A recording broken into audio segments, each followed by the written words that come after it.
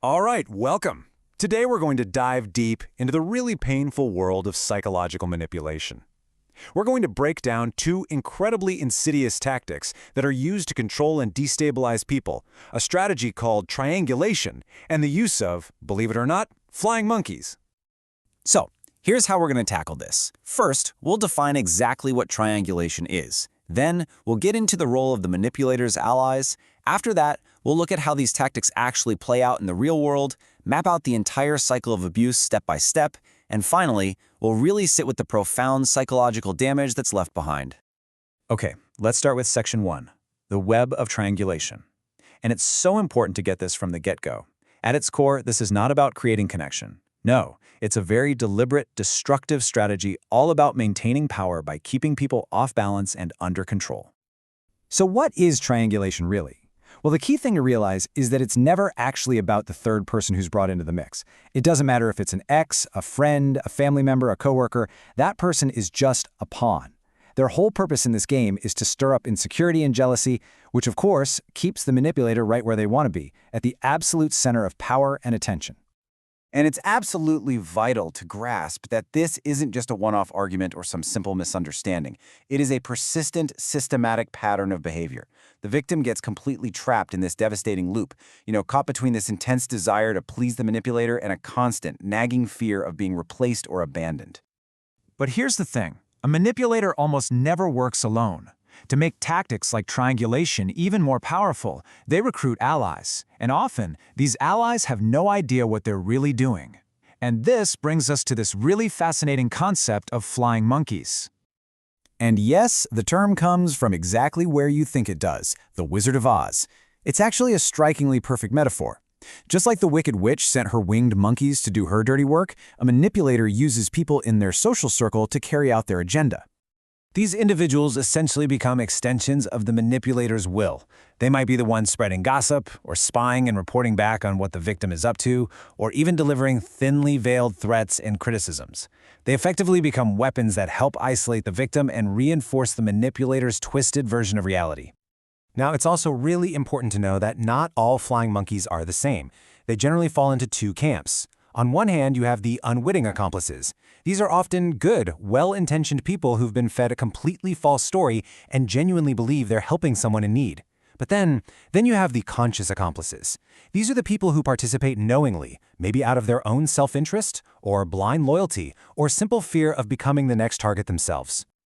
Okay, so we've talked about the theory, but what does this stuff actually look like in practice? Let's break down how these tactics show up in different parts of our lives.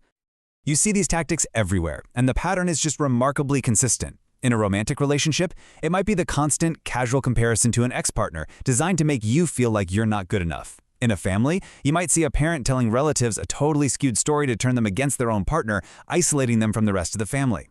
And at work, you'll see a boss or colleague strategically spreading rumors to create little factions, making sure no one can unite against them. The context changes, but that core goal is always the same: create insecurity, maintain control.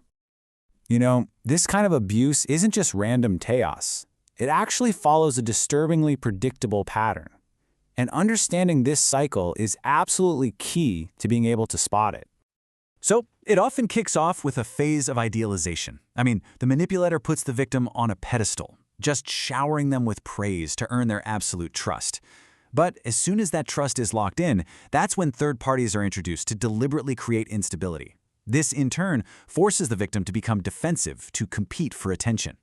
As things escalate, the manipulator starts recruiting their allies, painting themselves as the poor victim in this whole story.